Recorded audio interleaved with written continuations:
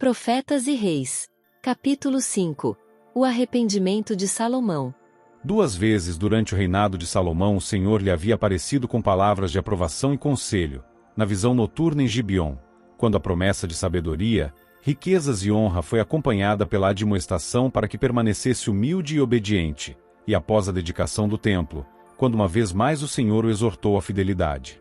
Claras foram as admoestações, maravilhosas as promessas, dadas a Salomão, não obstante, daquele que pelas circunstâncias, no caráter e na vida parecia abundantemente capacitado para aceitar o encargo e corresponder à expectação do céu, está registrado. Não guardou o que o Senhor lhe ordenara. Desviara seu coração do Senhor Deus de Israel, o qual 2 vezes lhe aparecerá. E acerca desta matéria lhe tinha dado ordem que não andasse em seguimento de outros deuses. 1 Reis 11, versos 9 e 10. E tão completa foi sua apostasia, seu coração tão endurecido na transgressão, que seu caso parecia quase sem esperança. Da alegria da divina comunhão, Salomão voltou-se em busca da satisfação nos prazeres do sentido. Desta experiência ele diz: Fiz para mim obras magníficas, edifiquei para mim casas, plantei para mim vinhas.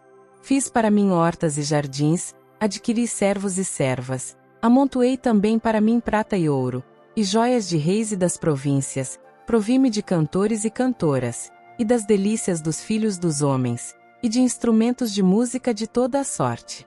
E engrandeci-me, e aumentei mais do que todos os que houve antes de mim em Jerusalém. E tudo quanto desejaram os meus olhos não lhes neguei, nem privei o meu coração de alegria alguma. Mas o meu coração se alegrou por todo o meu trabalho. E olhei eu para todas as obras que fizeram as minhas mãos, como também para o trabalho que eu, trabalhando, tinha feito, e eis que tudo era vaidade e aflição de espírito, e que proveito nenhum havia debaixo do sol. Então passei à contemplação da sabedoria, dos desvarios, e da doidice, porque, que fará o homem que seguir ao rei? O mesmo que outros já fizeram. Pelo que aborreci esta vida. Também eu aborreci todo o meu trabalho, em que trabalhei debaixo do sol. Eclesiastes 2, versos 4 a 18. Por sua própria amarga experiência, Salomão conheceu o vazio de uma vida que busca nas coisas terrenas seu mais elevado bem.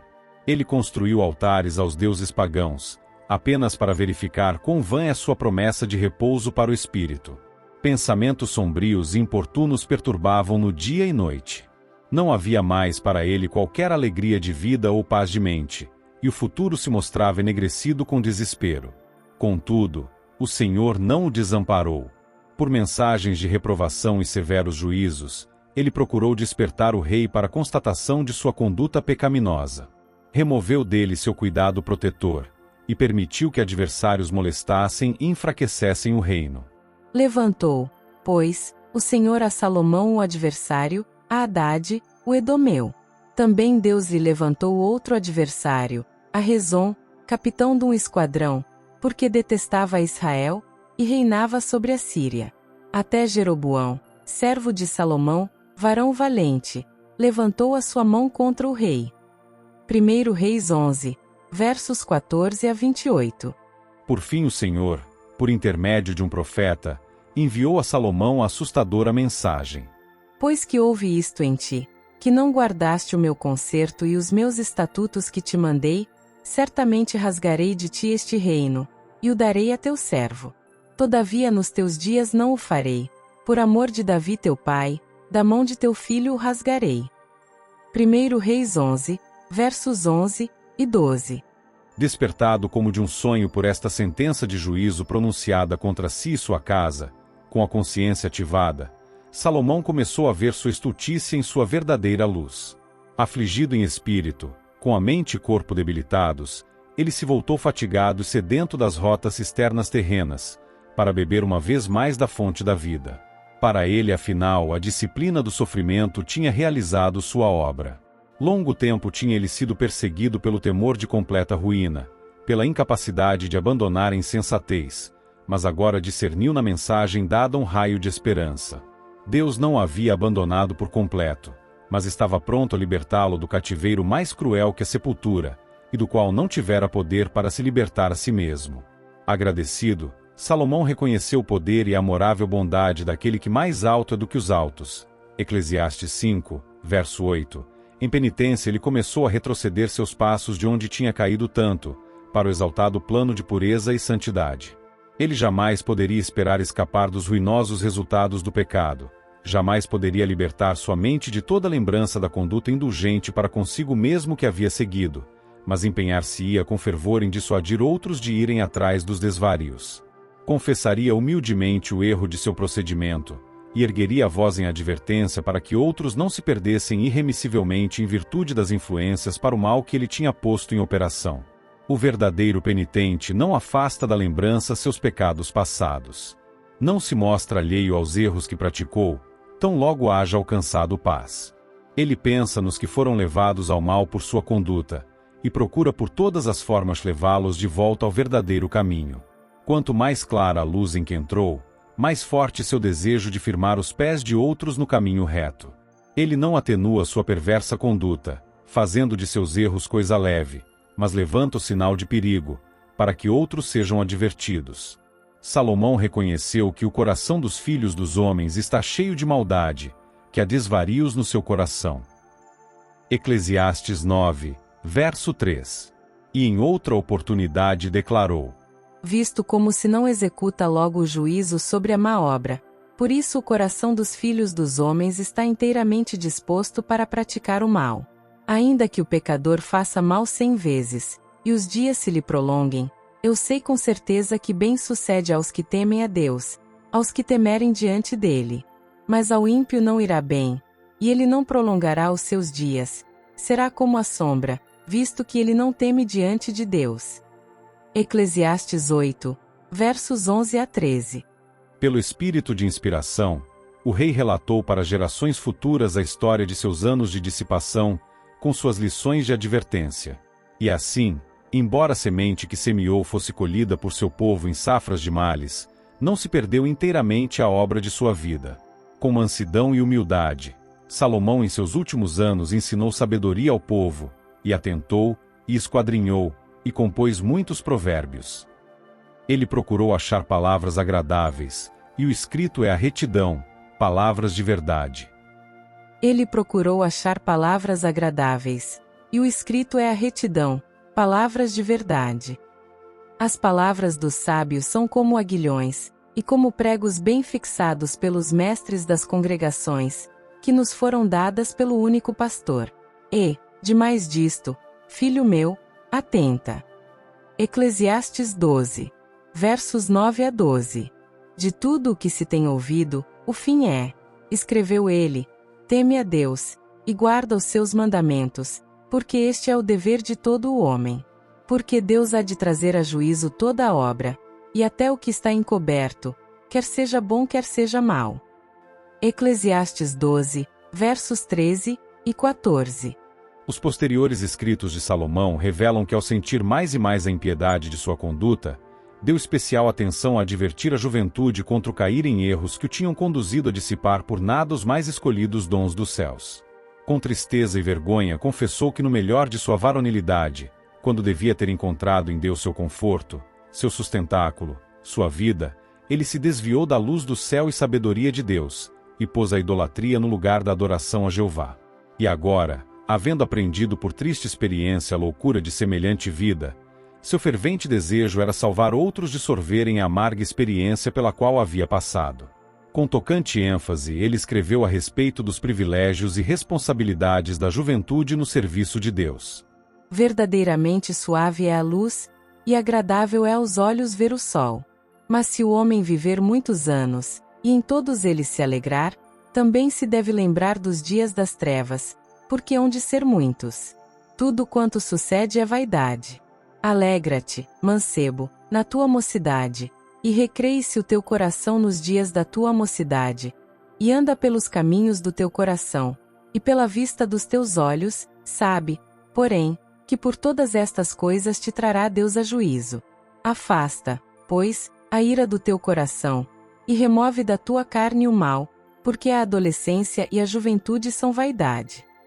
Eclesiastes 11, versos 7 a 10. Lembra-te do teu Criador nos dias da tua mocidade, antes que venham os maus dias, e cheguem os anos, dos quais venhas a dizer, não tenho neles contentamento, antes que se escureçam o sol, e a luz, e a lua, e as estrelas, e tornem a vir as nuvens depois da chuva, no dia em que tremerem os guardas da casa, e se curvarem os homens fortes, e cessarem os moedores, por já serem poucos, e se escurecerem os que olham pelas janelas, e as duas portas da rua se fecharem por causa do baixo ruído da moedura, e se levantar a voz das aves, e todas as vozes do canto se baixarem, como também quando temerem o que está no alto, e houver espantos no caminho, e florescer a amendoeira, e o gafanhoto for um peso, e perecer o apetite, porque o homem se vai à sua eterna casa, e os pranteadores andarão rodeando pela praça, antes que se quebre a cadeia de prata, e se despedace o copo de ouro, e se despedace o cântaro junto à fonte, e se despedace a roda junto ao poço, e o pó volte à terra, como era, e o espírito volte a Deus, que o deu. Eclesiastes 12, versos 1 a 7. A vida de Salomão está repleta de advertências não somente para a juventude, mas para os já amadurecidos, bem como os que estão descendo a encosta e enfrentando o ocaso da vida. Nós ouvimos de instabilidade, e isto vemos, em relação à juventude, os jovens vacilando entre o que é certo e o que é errado, e a corrente de más paixões provando-se demasiado forte para eles. Nos de idade madura, não esperamos ver tal instabilidade e infidelidade, esperamos, isto sim, que o caráter esteja estabilizado, os princípios firmemente enraizados. Mas isto nem sempre é assim. Quando Salomão devia ter sido no caráter como um robusto carvalho, caiu desta posição firme sob o poder da tentação. Quando sua fortaleza devia ter sido a mais firme, encontrou-se como sendo a mais fraca. De tais exemplos devemos aprender que em vigiar e orar encontra-se a única salvaguarda, tanto para os jovens como para os idosos. Não repousa a segurança em posições exaltadas e em grandes privilégios. Durante muitos anos pode uma pessoa ter desfrutado genuína experiência cristã, mas ainda está exposta aos ataques de Satanás. Na batalha contra o pecado de dentro e as tentações de fora, até mesmo o sábio e poderoso Salomão foi subjugado. Sua queda nos ensina que, sejam quais forem as qualidades intelectuais de um homem, ou quão fielmente possa haver ele servido a Deus no passado, não pode nunca em segurança confiar na sua própria sabedoria e integridade. Em cada geração e em cada terra, o verdadeiro fundamento e norma para a edificação do caráter tem sido o mesmo. A lei divina: amarás ao Senhor teu Deus de todo o teu coração, e ao teu próximo como a ti mesmo. Lucas 10, verso 27. O grande princípio que se tornou manifesto no caráter e na vida de nosso Salvador é o único fundamento seguro, o único seguro guia. Haverá estabilidade nos teus tempos, abundância de salvação, sabedoria e ciência. Isaías 33, verso 6. A sabedoria e conhecimento que somente a palavra de Deus pode oferecer. Isso é tão verdade agora como quando foram ditas a Israel as palavras de obediência a seus mandamentos. Esta será a vossa sabedoria e o vosso entendimento perante os olhos dos povos. Deuteronômio 4, verso 6. Aqui está a única segurança para a integridade individual, a pureza do lar, o bem-estar da sociedade ou a estabilidade da nação.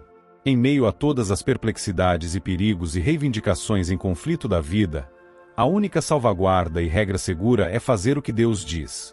Os preceitos do Senhor são retos. Salmos 19, verso 8. E quem faz isto nunca será abalado. Salmos 15, verso 5. Os que atendem à advertência da apostasia de Salomão fugirão à primeira aproximação dos pecados que o derrotaram. Somente a obediência aos requisitos do céu guardará o homem de apostatar-se.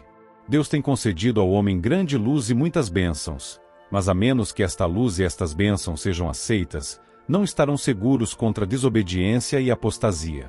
Quando aqueles a quem Deus tem exaltado a elevadas posições de confiança voltam-se dele para a sabedoria humana, sua luz torna-se trevas.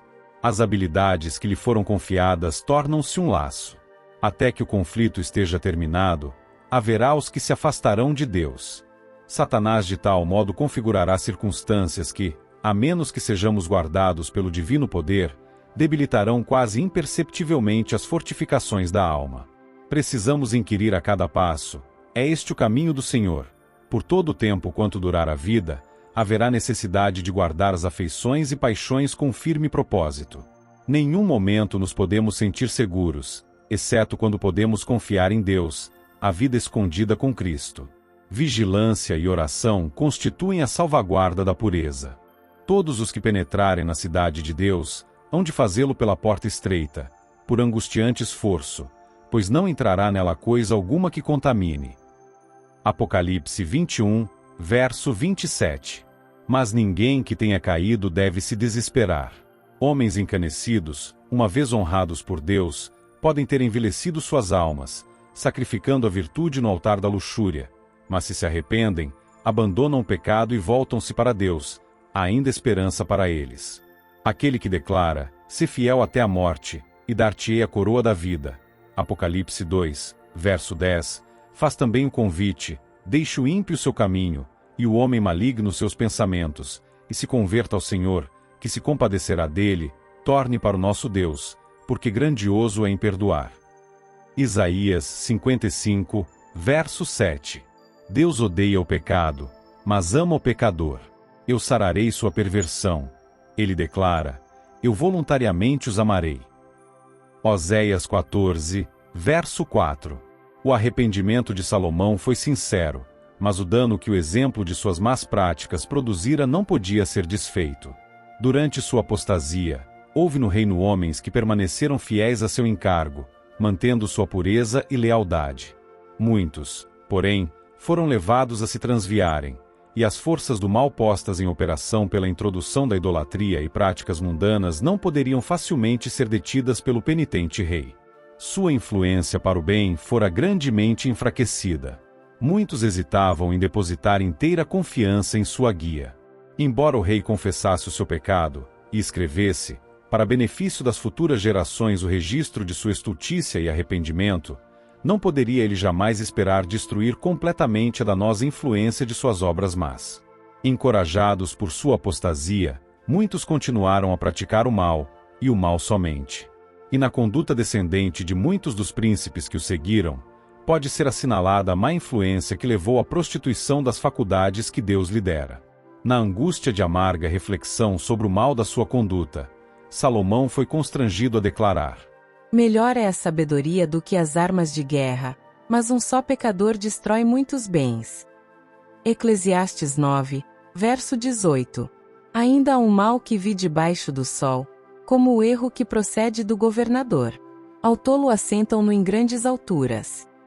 Assim como a mosca morta faz exalar mau cheiro, e inutilizar o unguento do perfumador, assim é para o famoso em sabedoria, e em honra, um pouco de estultícia. Eclesiastes 10, versos 5, 6 e 1.